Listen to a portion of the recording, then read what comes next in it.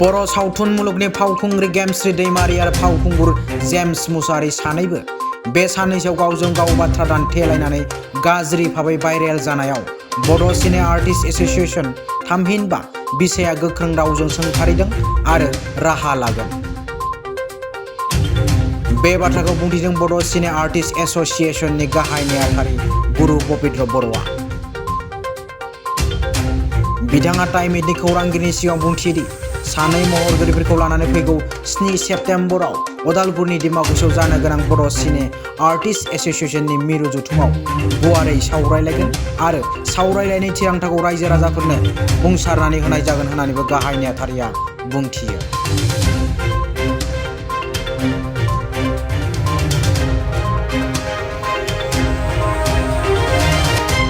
बिथाङा बुंबावदि बिसोर सानैनि लासिं-सिं बाथ्रा दान्थेलायबाय थानाय भाइरेल भिडिअनि थाखाय गासै महरगिरिफोरानो दिनै लाजिनो गोनां जाबाय।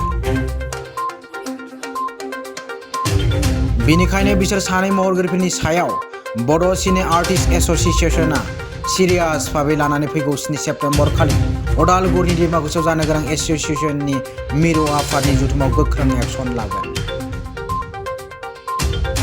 बिदिनो जुदि सोरबा महरगिरिफ्रा बिसोर सानै बायदि आखु इयुनाव दिन्थियोब्ला फैगौ समफोराव बड' सिने आर्टिस्ट एस'सिएशनआ फारि-फारि राहा लालांबाय थागोन होननानैबो सांग्रां खालामनानै होदों गुरु पबित्र बर'आ। जोङो माखासे सुलुंजों फोरमायगासिनो दं। जों बेनि सोमोन्दै 7 सेप्तेम्बराव डिमाकुसियाव जों रायज्लायनो सानदों। रायज्लायनानै गासै जोंनि CWC लोगोसे डिस्ट्रिक्ट बडि खिनिया फैगोन।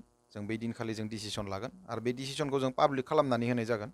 बिसोरनि सायाव माबायदि जों डिसिसन लानाय जादों बेखौ गासिबो मिथिगोन आरो।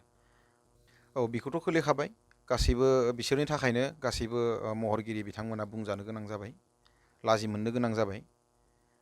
दा बेबायदि सिटुएसनाव जों जेराव हारिमुखौ बा जोंनि सावथुन मुलुगखौ जों जौगाहोनायनि माखासे हाबाफारि लानो सानदों, बे बेलायाव जुदि माखासे महरगिरिफोरा बिदि आखु दिन्थियो अब्लानिया जोंनि बे इन्डास्ट्रिया सावथुन मुलुगा एबा हारिमुवा बबे लामाजों थांगोन जों बेखौ साननानै जों सिरियास भाबै लादों। थांनाय समफोराव जोङो 20 बा 21 मायथाइयाव जों सोलिबोबाय थानाय मायथाइयाव जों कर'ना बा माखासे प्रट'कल मानिनानै जों लोगो जानो हायाखै, ज' जानो हायाखै, रायज्लायनो हायाखै, फिल्म जों दिहुननो हायाखै। दा बे समावनो बिसोरो जिबायदि आखु दिन्थिनानै दं, दा बे आखुनि सायाव जों नुबाय गासैबो आरो नुनानै जों बुजिबाय, मिथिबाय आरो जों माखासे धैर्य हमनानै जों बे हालोदसिम फैबाय।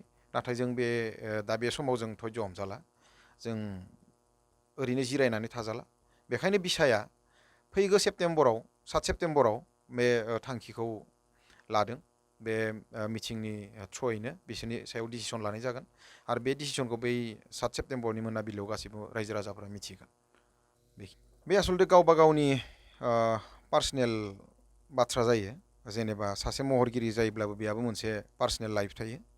दा पार्सनेल लाइफआव गावबा गावनि आखुआ माबायदि बेखौथ' जों मिथिला जाहैबाय। सोरनियाबा स्रोद-स्रोद सिङाव थायो आखुफोरा, मोजां गाज्रि गासिबो हाबना थायो। किसुमाना बाहेरायाव फैयो, किसुमाना माने मा सानो बिराद गोरों जाबाय, पपुलार जाबाय, बिदि साननानै बायदि मैया महर मुस्रि खोथियो संसाराव, आंल'सो आं बेबायदियै। दा जों गासैबो मिथिबाय दं, नुगासिनो दं। दा जों महरगिरि जायोब्ला आसलथे अकल महरगिरि जानानैल' जाया, जोंहा आखु दानांगौनि बाथ्रा थायो, संसाराव सोलिनांगौनि बाथ्रा थायो, न'खर थायो, बिमा बिफा थायो, समाज थायो, गामि थायो, एरिया थायो। दा बै एरियानि मानसिजों, न'खरनि मानसिजों, बिमा बिफाजों बा समाजजों जों माबोरै गोरोबना थागोन, दा बे बाथ्राखौनो जुदि जों साननो रोङाब्ला अकल महरगिरि जानानै मा लाब जानो। जोबोर खहा जादों। अकल सावथुन मुलुगाल' खहा जायाखै, सावथुन दिन्थिनानै जोंहा जिखिनि माखासे अनुस्थानफोर थायोमोन, जेरै फुजा खेराइ खला थायो, माखासे अर्गेनाइजेसननि डिस्ट्रिक्ट कमिटि बा आन्सलिक कमिटि, फुजा फोरबो खुंनाय मोनसे कमिटि, बायदि बायदि बिदि कमिटि थायोमोन। दा बै जिथु मोनसे कालेक्सननि मोनसे फ्ल' दंमोन आरो, सावथुन दिन्थिनानै जों कालेक्सन खालामनानै बै अर्गेनाइजेसनफोराबो सोलियोमोन, कमिटिफोरा सोलियोमोन आरो जों प्रडिउसारफोरा सोलियोमोन, डाइरेक्टर्स बा जिमान एक्टर्स दंमोन बिसोरो माने सोलियोमोन। दा बे मोनसे जिथु फ्ल' बे मोनसे बिराद गिदिर गेप जानानै थाबाय आरो बे बुस्थुआ जोंनि बर' फिल्म इन्डास्ट्रिल' नङा गासै बुहुमनाङैनो मुलुगावनो बे इन्डास्ट्रिया बे बोसोर मोननैयाव गोबां डाउन जादों आरो जों बेखौ नुनो मोन्दों। अब्लाबो जों बे बोसोर मोननैनि अनगायैबो जों 2001आव नङाब्लाबो 22निफ्राय जों मोजां जासिगोन होननानै आसा थिदों। आरो माखासे ससियेल मिडियाजों लोगोसे OTT प्लेटफर्म फैबाय। जोंनि बर' फिल्मफोराबो बे OTT प्लेटफर्माव मोनसे मोननै आगान होगासिनो दं। लासै लासै दावगालांगोन होननानै आं सानो। आरो जों बे दावगालांनायनिनो माखासे बिथांखि लानानै जों बै फैगौ माने एग्जिकिउटिभ मिटिङाव बेनि सोमोन्दैबो जों माखासे रायलायनाय जागोन आरो बिथांखि लानाय जागोन। जों माबोरै ससियेल मिडिया बा बिदि OTT प्लेटफर्माव जों बर' फिल्म इन्डास्ट्रिखौ एभेलेबल खालामनो हागोन जों बेनि सोमोन्दै रायज्लायगोन। आरो माबोरै जेबो प्रब्लेम गैयाबालानो जों सावथुन दिहुननायखौ गोदोनि बायदि खालामनो हागोन जों बेखौ रायज्लायनाय जागोन। आरो लोगोसेनो जोंहा फैगासिनो दं मोनसे बड' सिने आर्टिस्ट एस'सिएशननि खुंजानाय बड' फिल्म एवार्ड बेबो फैगासिनो दं। जों डिसेम्बर नङाब्ला जानुवारियाव जों खुंगोन। जों बे खुंनायाव जों 2019आव जिखिनि मुभि ओंखारदोंमोन बेखिनिखौ लानानै जों बे एवार्ड फांसनखौ खुंनाय जागोन आरो। जों नायोब्ला बे बाथ्राया आसलते जों जेनेबा आं 10-11 बोसोर जाबाय बर' फिल्म इन्डास्ट्रियाव। दा बै समनिफ्राय गोबां चेन्ज जादों आरो बे CD दिहुननाय समनिफ्राय बे CDया जोबलांबाय, भिडिअ नायनाय सिस्टेमा जोबलांबाय। बिनि उननिफ्राय जों गामि गामि बा फुजा खला खेराइ खला बिदि जायगाफोराव जों लांनानै प्रजेक्टरजों जों दिन्थिनाय सिस्टेमाव फैबाय।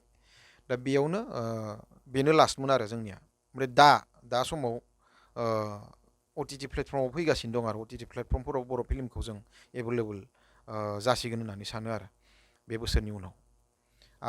जिखिनि माने प्रडिउसार्स टेलेन्टेड प्रडिउसार्स आरो डाइरेक्टर्स दं बिथांमोना अलरेडि वर्ल्डनि माखासे फिल्म इन्डास्ट्रिफोराव बिथांमोना फिल्मखौ बानायखांनानै दैथायगासिनो दं। जों गासैबो मिथिगौ सिजौ मुंनि फिल्मा दा वर्ल्डआव माखासे फिल्म फेस्टिभेलफोराव दिन्थिजागासिनो दं, सिलेक्ट जागासिनो दं आरो एवार्ड लागासिनो दं आदाब अम प्रकाशनि सिजौ मुभिया। आरो बेल' नङा, बेजों लोगोसे गोबां आर्ट मुभि जि प्रडाक्सन जागासिनो दं बिसोरबो बेबायदि टारगेट लानानै वर्ल्डनि गिदिर गिदिर फिल्म इन्डास्ट्रिफोराव फिल्म फेस्टिभेलफोराव हरनो ट्राइ खालामगासिनो दं आरो बिसोर हरनो हागोन। आरो बेबायदिनो बर' फिल्मा मोनसे वर्ल्ड स्टेन्डार्ड लेभेलाव मोनहैगोन होननानै आं सानो। आरो बेखौ जानो थांगासिनो दं बर' फिल्म इन्डास्ट्रिया। आं बेखौनो बोसोन होनो लुगैयो, नाम जानाया जेरैनो गोब्राब, बदनाम जानाया बिदिनो गोरलै आरो। जों नाम खामायनायाव गोबां बोसोर नांगौ जायो, नाथाय बदनाम जानायाव दिनैनि दिनाव 5 मिनिटबो नाङा आरो। गिबियावनो बेखायनो बुङो आं गासैबो महरगिरि जानानैल' थायोब्ला जानाय नङा। गिबियावनो आखु दानांगोन। मानो होनब्ला न'खर मोनसे थायो, समाज मोनसे थायो, बिमा बिफा थायो, गावबा गावनि मोनसे